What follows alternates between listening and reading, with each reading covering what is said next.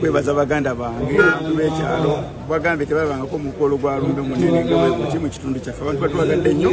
okwebaza baganda bange bataddemu amaanyi okwebaza ttiimu gyenkoze nayo kyenasobola okutegeera nategeera nnyo kibayita social capital okuba n'emikwano kiba kirungi naddala emikwano emirungi njagala nnyo okuyamba abantu nyamba obuvunaanyizibwa n'abatali naye ate bweyamba omuntu obuvunaanyizibwa naye kenyini abasobola okuyamba emifuusi olaba Olumbe luno abantu batuyambye nnyo naye abantu okugamba nti nze weebale nnyo wakola kino oluusi binkwasa n'ensonyi kubanga nze mbikola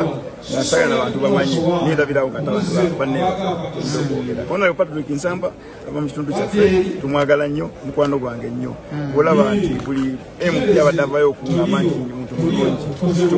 era kye nali nkoze ate kikola simanyi nti anaakisiima bimaliriza nga bansiimye Joseph ono taata we yavuganyanga ne taata wange mu kalulu mubijjukira nze Itambale yavuganyanga ne nze Kayindo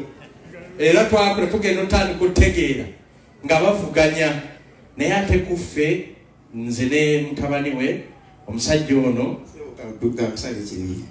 sikumuvuganya nze nali nvuga taata ku pikipiki nga twetoloola tunoonya obululu tulina akaya y'omu ku bawagizi abakulu Sumani Lubowa nga bw'omanyi nti omuntu ogw'omufaako Zefu Kigundu mbadde nze ntusanga abavubuka nti tugenda mu Olumbe tubagamba waliyo omugagga Kigundu nenga kino nga zakitegeerako nti Kigundu yafuuka omugagga bw'ati emmayiro yonna zituze nga tugamba waliyo omugagga Kigundu ne Kigundu webale kwagala wammwe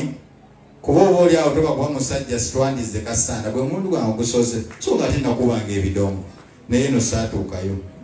nebaza nnyo baganda baffe abatuwerekeddeko waliwo muganda waffe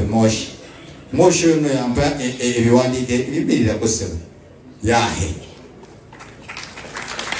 omukulu yampa ku buwandiiko bwenkozesa nga ngenda e London kukutabaako kiwandiiko kye tebanzikiriza gendayo olwekyo ssebo weebalire ddala oba oli awo kutuwa omukisa ssebo natujjako eyo naye nze ewaffe gye nava era tewalinga wansamba nsamba wali bubi nnyo kitegedde kati